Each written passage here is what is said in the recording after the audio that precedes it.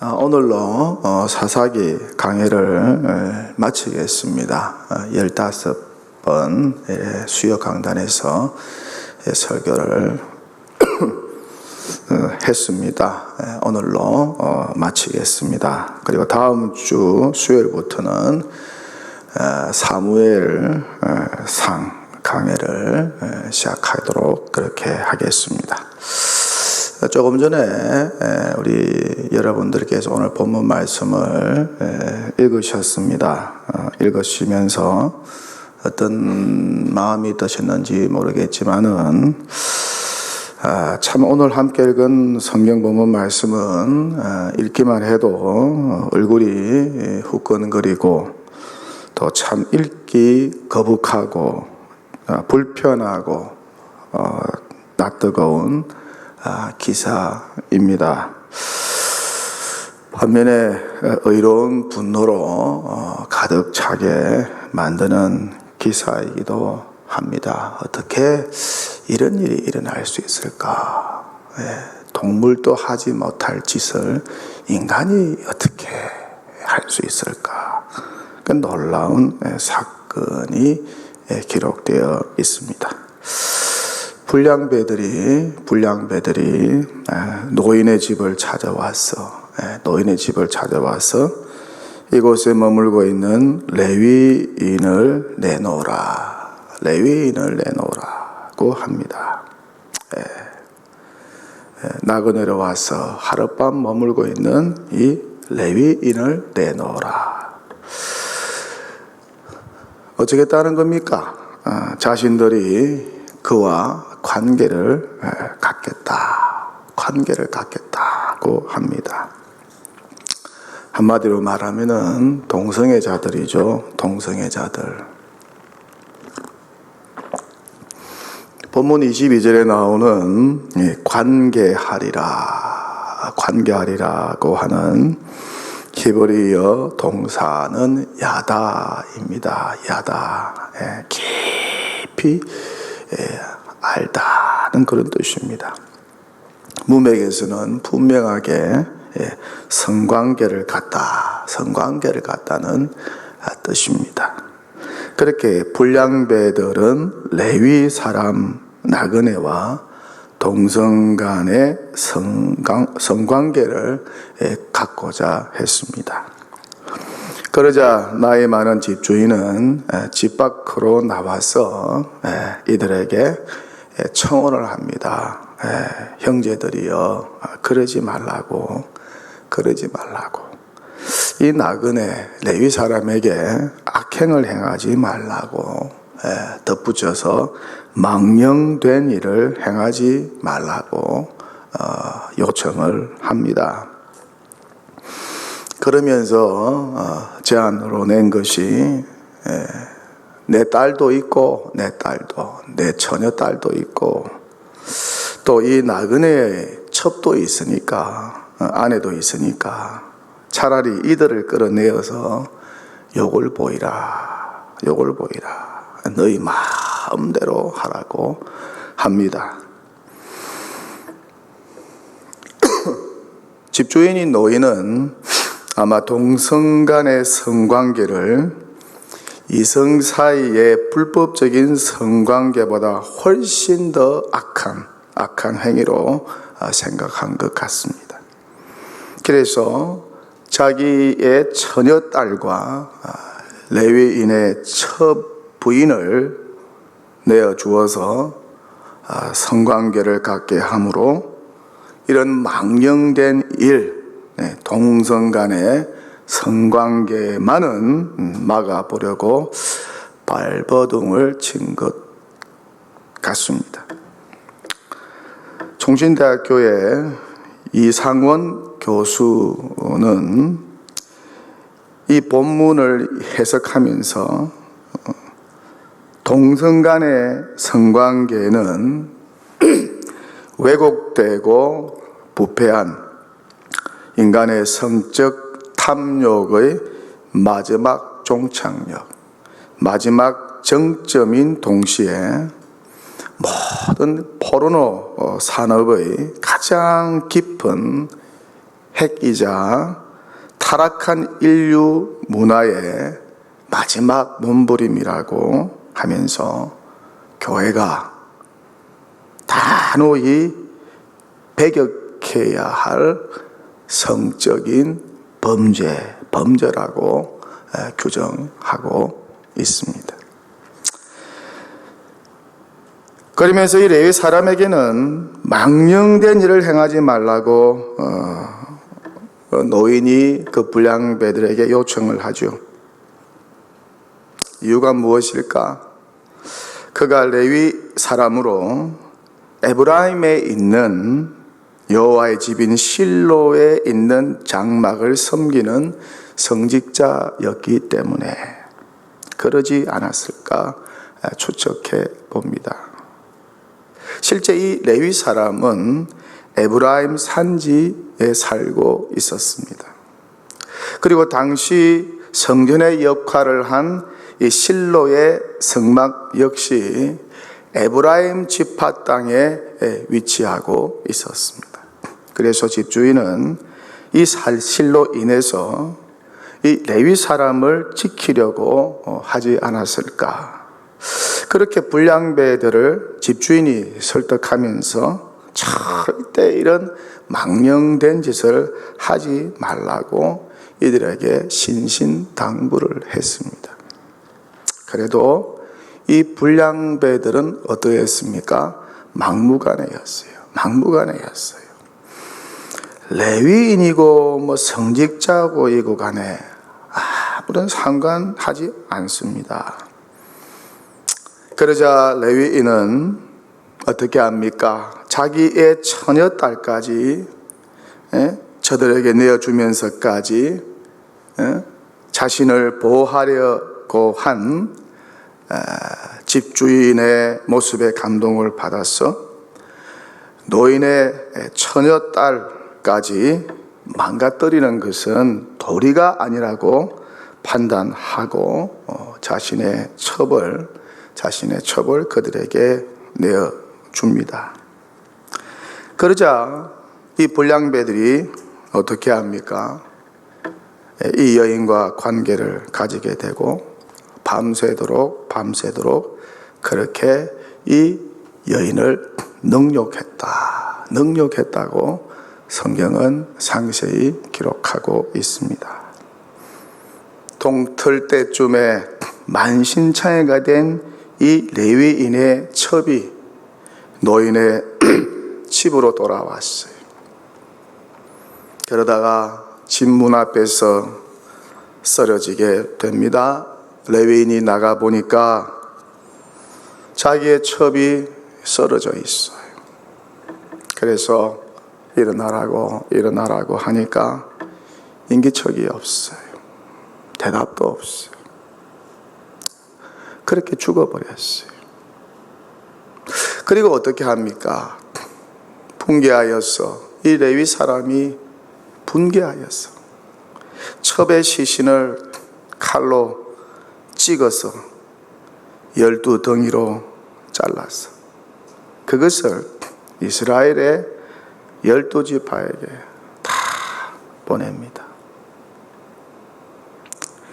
이 사건으로 이스라엘 11지파와 베냐민 지파 사이에 전쟁이 일어나게 됩니다. 분개한 이스라엘 11지파 연합군이 베냐민 지파를 치기 위해서 40만 명이나 모입니다. 베냐민 지파는 이 사건으로 이스라엘 온 백성들에게 용서를 구하지 않아요. 대신해서 잘못했다고 용서를 구하지 않아요. 범인들을 인도하지 않아요. 이스라엘 연합지파가 기브아의 불량배들을 내놓으라고 그렇게 악을 제거하면 전쟁하지 않을 것이라고 했습니다. 하지만 베냐민 지파는 이 기브아의 불량배들을 내놓지 않았습니다. 이로 인해서 동족 간에 전쟁이 벌어지게 됩니다. 처음에는 베냐민 지파가 좀 유리하다가 결국 세 번의 전쟁을 통해서 베냐민이 완패하게 되고 멸족의 위기까지 놓이게 되는 일이 벌어집니다. 결국 베냐민 지파가 멸족되는 것을 막기 위해서 베냐민 지파에서 살아남은 장정 600명으로 하여금 실로의 처녀들을 아내로 삼도록 이스라엘이 허락을 합니다. 이로 인해 각각 자기 기업으로 돌아가서 성읍을 건축하고 거주하게 되고, 그렇게 베냐민 지파는 멸족의 위기에서 보존하게 됩니다. 참 읽기만 해도 잔인하고 또 강포하고 엄란한 기사임에 틀림이 없습니다. 여러분, 나그네를 잘 대접해야죠. 그런데 정말 하룻밤 사이에 낯선 곳에서 무슨 일이 일어날지 몰라요. 그러니까 낯선 곳을 여행할 때는 항상 조심해야 합니다. 낯선 곳을 여행할 때는 항상 조심해야 돼요. 이 레위인은 행음하다가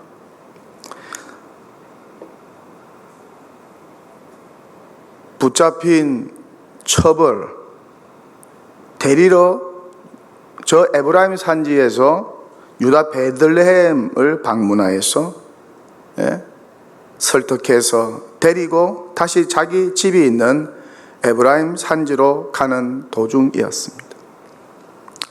사실 여호와의 집인 회막에서 섬기는 레위인이 첩을 데리고 산다는 것은 성경적이지가 않죠.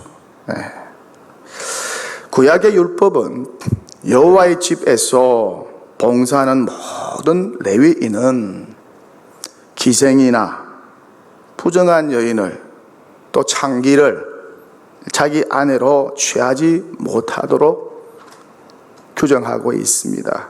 레위기 21장 7절에 정확하게 기록되어 있습니다. 그럼에도 불구하고 이 레위인이 이 같은 흠많은 여인을 첩으로 맞은 것은 당시의 성직자들이 윤리적으로 얼마나 타락했는지를 보여주는 대목이라 할 수 있습니다. 이 사사시대 때는 특히 레위 사람이면은 그가 아론 계열의 후손이 아닐지라도 레위 사람이면은 누구나 제사장이 될 수가 있었습니다. 그렇게 성직자와 비성직자의 구별도 사라져 버렸습니다. 레위인은 돈 많은 부잣집의 개인 제사장으로 고용되기도 했습니다. 직업인이 되어버린 거예요.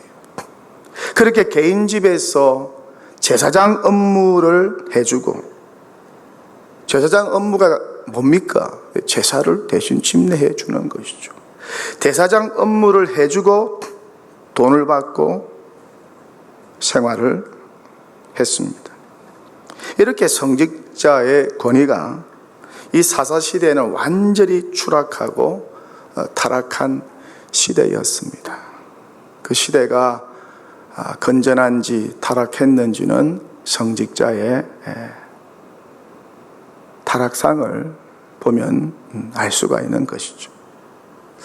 이렇게 에브라임 산지 실로의 회막 성전에서 성직자로 일하던 이 레위 사람이 집 나간 첩을 데리고 다시 자기 집으로 돌아갑니다. 기가 막힐 노릇은 그 첩이 뭐가 좋다고 이 행음한 첩을 다시 레위 사람이 데려오려 했는지 이해할 수가 없어요. 여러분 같으면 데려오겠습니까? 이렇게 레위 사람이 종을 대동하고 나귀의 첩을 태워서 자기 집 에브라임 산지로 가는 중이었습니다. 그런데 해가 저뭅니다. 더 이상 갈 수가 없어요. 그래서 하룻밤 머물기 위해서 베냐민 지파의 경내 기브아 성읍으로 들어갑니다. 그러다가 이곳에서 친절한 노인을 만나게 되고 이 노인의 집에서 하룻밤을 지새우게 됩니다. 그러다가 이런 참상을 당하게 된 것이죠. 그러니까 낯선 곳에서의 하룻밤은 늘 조심해야 합니다. 우리 인생 여정이 낯선 곳에서의 하룻밤, 낯선 곳에서의 하룻밤이라고 할 수 있죠. 그래서 누군가는 이런 시를 쓰고 있어요. 이 세상 나그네 길을 지나는 순례자, 인생의 거친 들에서 하룻밤 머물 때 환란의 구전 비바람 모질게 불어도 천국의 순례자 본향을 향하여 이 세상 지나는 동안에 괴로움이 심하나 그 괴로움 인하여 천국 보이고 기쁜 찬송 주 예수님 은혜로 이끄시네. 생명강 맑은 물가에 백화가 피고 흰옷을 입은 천사 찬송가 부르실 때 영광스러운 면류관을 받아 쓰겠네. 이 세상 나그네 길을 지나는 순례자, 인생의 거친 들에서 하룻밤 머물고 천국의 순례자 본향을 향하네. 본향을 향하네. 김희보 작사, 김두한곡 본향을 향하네 가사입니다.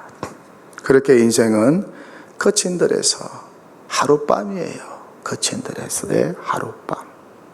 환란의 구전 비바람입니다. 괴로움이 심한 하룻밤이에요. 무슨 일을 당할지 아무도 몰라요. 낯선 곳에서 하룻밤을 지새우다가 뜻하지 않은 병고를 당한 이들이 많죠. 모르겠어요. 여러분 지금까지 살아오면서 병고를 당한 적이 없는지 모르겠어요. 있다면 어떤 병고였습니까? 어떤 병고를 당하셨어요? 성경에도 이런 변고를 당한 이들의 이야기가 많이 나오죠. 그런데 특별한 변고 없이 지내고 있다면은 이보다 더 큰 은혜가 없는 줄 믿습니다. 하루하루 무탈하게 사는 것이 가장 큰 축복이고 할렐루야, 예, 가장 큰 은혜인 것이죠. 아멘입니까? 예, 여러분 하루하루 무탈하게 지내는 거 이게 기적입니다. 이게 그냥 자연스러운 게 아니에요. 지금도 어느 나라, 어느 장소, 어느 도시, 어느 시점에 병고들이 많이 일어납니다. 여러분 얼마나 사사시대가 타락했는지 이 그 실상을 그대로 보여주고 있어요.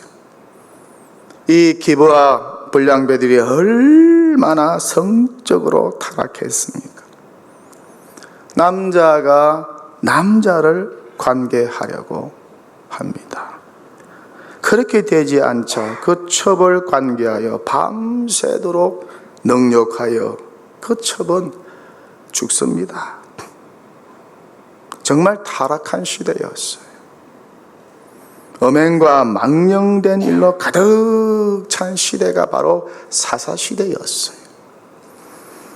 이 베냐민 지파 기브아 성읍의 불량배들이 얼마나 악하고 나쁜 사람들입니까? 마치 이 모습은 꼭 소돔에서 살던 롯의 모습과 흡사합니다. 여러분 소돔과 롯의 스토리 잘 알잖아요. 두 두 천사가 롯을 방문하죠. 멸망이 임박했으니 너무 타락하여서 멸망이 임박했으니 탈출하라는 소식을 알려주기 위해서 두 천사가 남자로 가장하여 롯을 찾아갑니다. 롯이 두 천사를 환대하죠. 그러자 소돔의 백성들이 노소를 막론하고 원근에서 롯의 집에 몰려와서 애워싸고 이 두 사람과 관계를 하겠다면서 내놓으라고 하는 거예요. 그러자 롯이 그러지 말라고, 이들에게 악을 행하지 말라고, 내 집에 온 손님들에게 그러지 말라고 그러면서 어떻게 하나요? 자기 두 딸을 내어주겠다고 하죠. 그러자 이들이 막무가내로 롯의 집을 부수고 들어오려고 합니다. 그 성욕이 자제가 안 되는가 봐요. 그러자 두 천사가 어떻게 하나요? 이들의 눈을 어둡게 만들어 버리죠. 그러니 앞을 분간할 수가 없어요. 문도 찾을 수가 없어요. 결국 성적으로 문란하고 타락하니 음란의 도성 소돔은 불로서 멸망하게 되지요. 롯의 두 딸만 탈출하게 됩니다. 그의 아내는 뒤돌아보지 말라는 여호와의 명을 어기고 불타는 소돔성을 뒤돌아보다가 소금 기둥이 되어서 죽게 되죠. 성적으로 문란하고 타락한 도성의 최후를 보여주는 대목입니다. 그 도시가 어디 있든지 음란하고 타락하면은 그 결과는 멸망이라는 사실을 성경은 잘 보여주고 있습니다. 이것은 도시뿐만 아닙니다. 개인도 그렇습니다. 음행하고 망령된 일을 행하다 보면 하나님의 심판을 피할 수가 없어요. 하나님의 심판을 피할 수, 음란하게 사는 사람들의 최후가 얼마나 중한지 우리는 신문 기사들을 통해서 많이 봅니다. 그렇게 이스라엘의 왕이 없어 사람이 각기 자기의 소견대로 행하다가 이런 엄청난 참상들이 일어난 것입니다. 이것은 한 기사지만 얼마나 이런 일들이 많이 일어났을까요? 300년 동안 사사시대가 진행되었습니다. 그렇게 사사기 21장은 막을 내리고 전체 사사기가 막을 내립니다. 그러니까 결론이 뭡니까? 왕이 있어야 되는 것이죠. 통치자가 있어야 되는.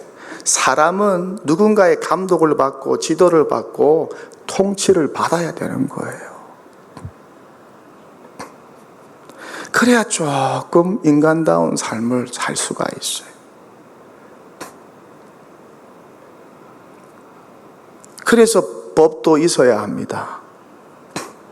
그렇게 왕은 법을 통해서 나라와 백성을 다스리고 통치해야 합니다. 그래야 질서가 서고 음행과 망령된 일과 같은 범죄들이 자행되지 않을 수 있는 것입니다.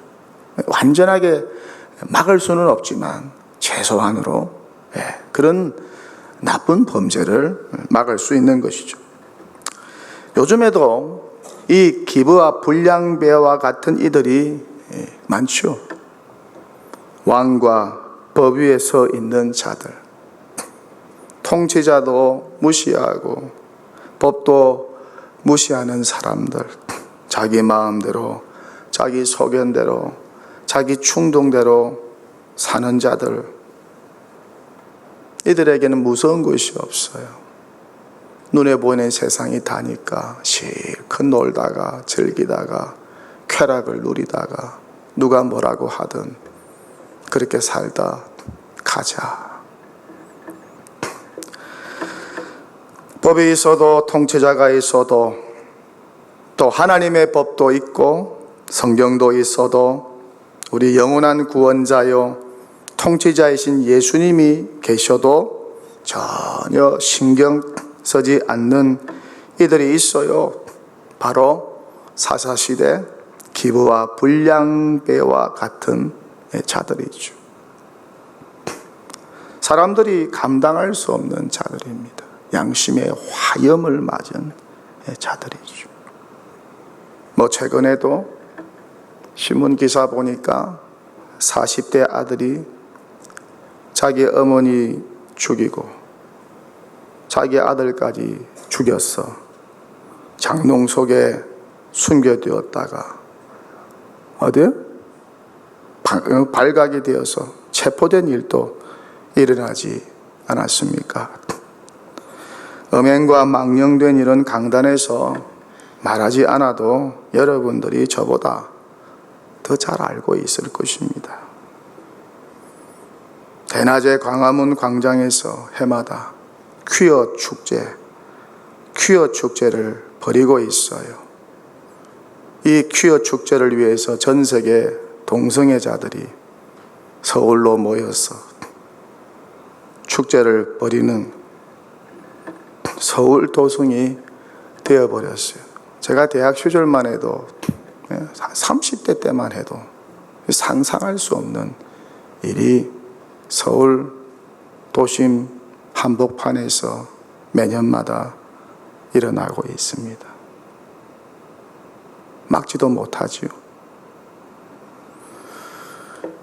우리 교회가 속한 예장합동교단은 동성애를 절대적으로 반대합니다.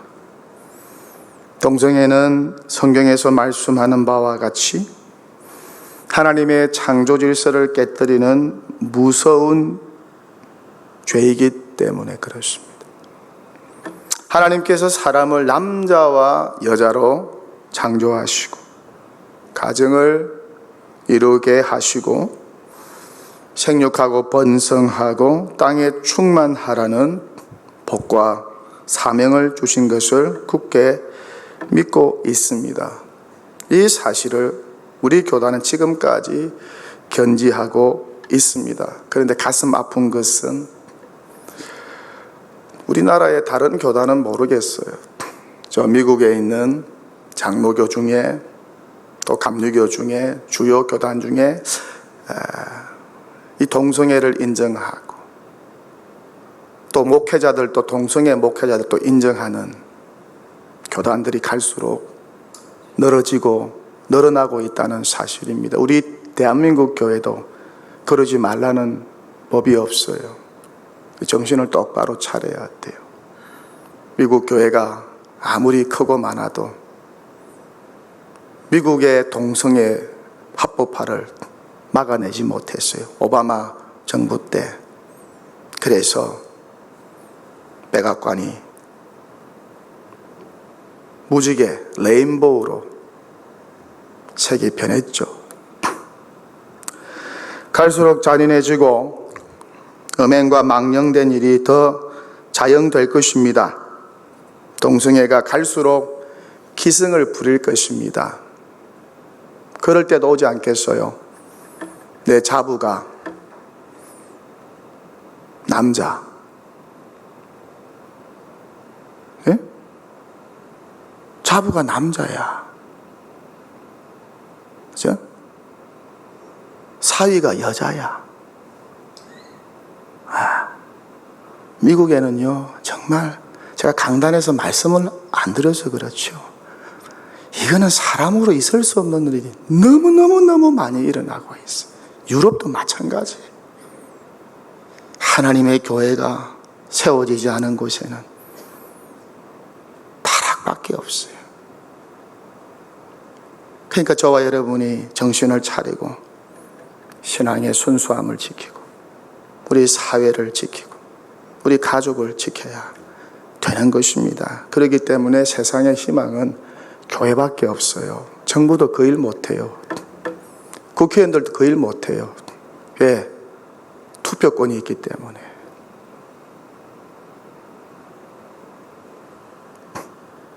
그렇게 저와 여러분은 신사사 시대를 통과하고 있는지도 모릅니다.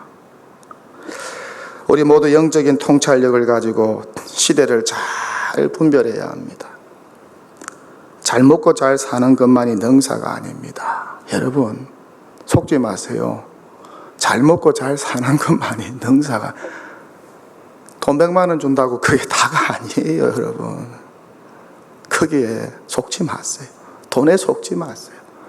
돈보다 소중한 것이 너무너무 많아요. 세상은 자꾸 속이려고 하죠.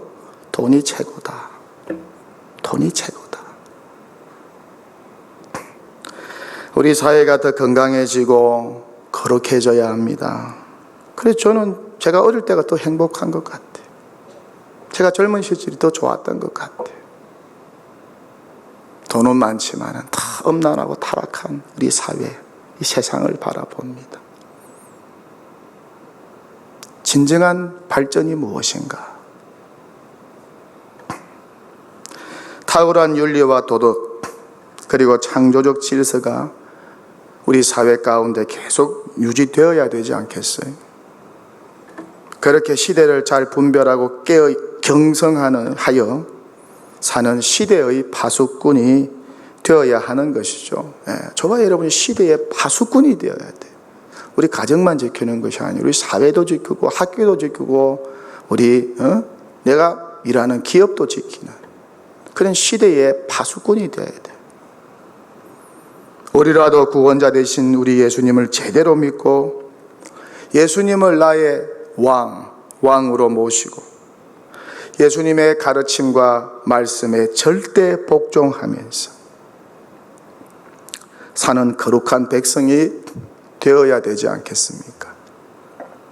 그렇게 정절과 거룩으로 무장하여서 또 온유와 겸손으로 살아야 할 것입니다.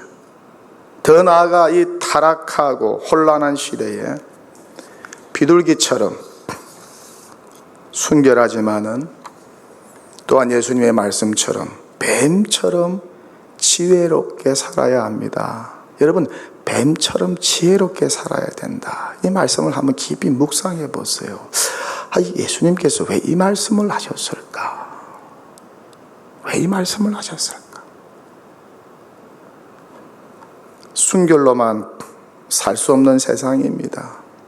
이것으로만 세상을 이길 수가 없어요. 뱀 같은 지혜가 있어야 됩니다. 다양성을 인정할 수밖에 없는 시대에 무엇보다 뱀 같은 지혜가 저와 여러분에게 필요한 거예요.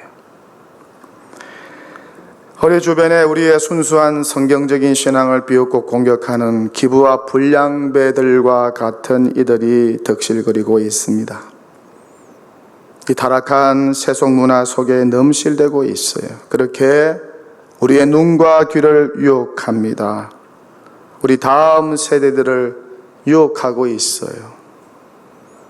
가나안에 입성한 출애굽 2세들은 모두가 다 음란하고 풍요한 바알 우상 가나안 문화에 굴복하고 말았어요.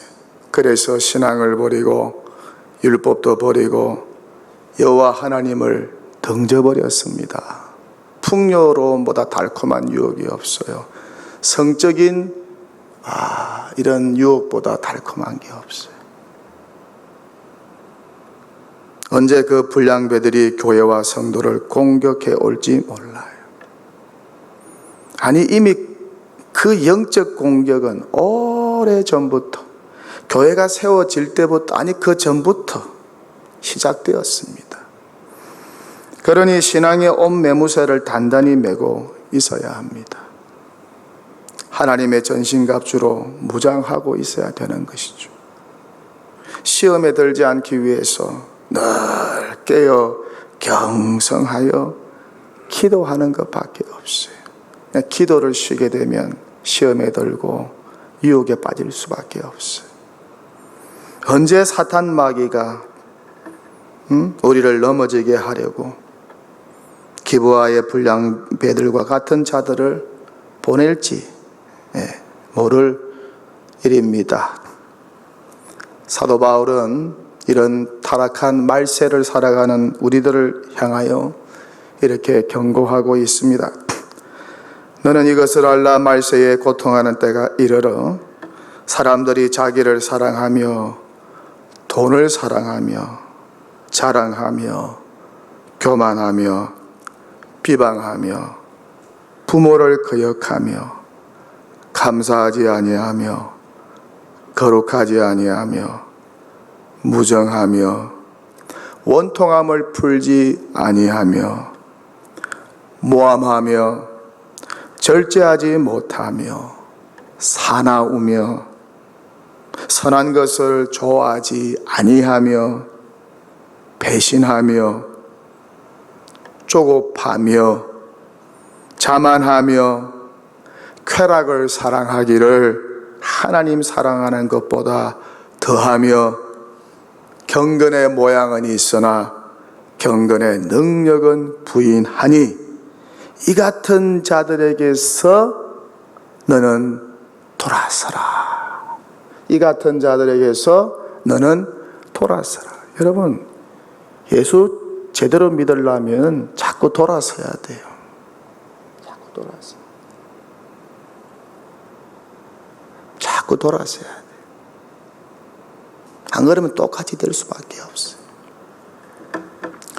무릇 그리스도 예수 안에서 경건하게 살고자 하는 자는 박해를 받으리라. 박해를 받으리라. 여러분, 학생들이 경건하게 살려고 학교에 가면 박해를 받아요. 직장인들이 기업에 가서, 공무원들이 여러분 일자리에 가서 경건하게 살려고 하면은 박해를 받아요. 그런 세상입니다. 이제는 법으로 전도도 하지 못하게, 신우회도 하지 못하게 될 가능성이 많아요. 경건하게 사는 자들이 핍박을 받게 되는 그런 날이 곧 도래할 거예요. 미국은 벌써 도래했어요. 유럽도 마찬가지고요.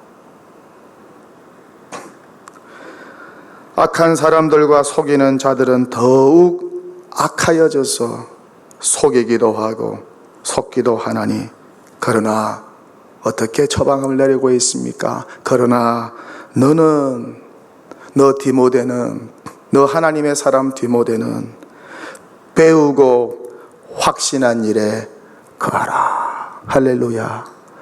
배우고 확신한 일에 거하라. 배우고 확신한 일에 거하는 저와 여러분 되시기를 바랍니다. 설교를 마무리하겠습니다. 예수님처럼 살겠다고 하는 경건의 삶이 우리 신앙 생활의 또 다른 목적입니다. 우리로 하여금 믿음으로 말미암아 구원에 이르게 하는 지혜를 가르쳐 준 성경, 모든 사람을 교훈하고 책망하고 바르게 만들고 의로 교육하기에 유익한 하나님의 감동으로 쓰여진 이 성경, 하나님의 사람으로 온전하게 훈련시키고 모든 선한 일을 행할 능력과 자질을 갖추게 만드는 이 성경을 날마다 배우고 이 배운 말씀 속에서 확신을 가지고 거하게 될 때 이 경건의 능력으로 이 말세에 다가오는 모든 유혹과 망령된 일과 박해를 능히 이기고 승리할 것입니다. 그렇게 하나님이 기뻐하시는 진정한 십자가의 군병, 진정한 십자가의 군사가 되어 하나님께서 예비해 놓으신 축복과 영광과 은혜를 누리며 살아가는 주의 백성, 우리 동도교회 모든 다음 세대 우리 자녀들, 주일학교 학생들, 여러분 가문의 후손들, 손주들 다 되시기를 주님의 이름으로 간절히 축원합니다.